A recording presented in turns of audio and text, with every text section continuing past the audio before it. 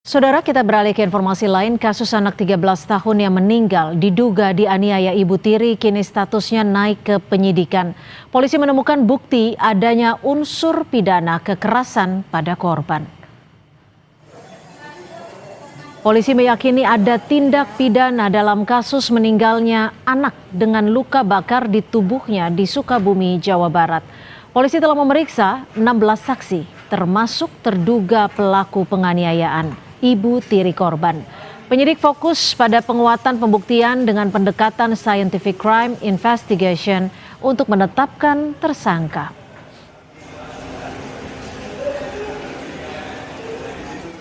Perkara sudah kita naikkan pada tingkat penyidikan karena kita sudah menemukan beberapa alat bukti yang tentunya bisa kita yakini ini ada peristiwa pidana, yaitu pidana dugaan kekerasan baik fisik ataupun psikis terhadap korban anak, yakni saudara NS.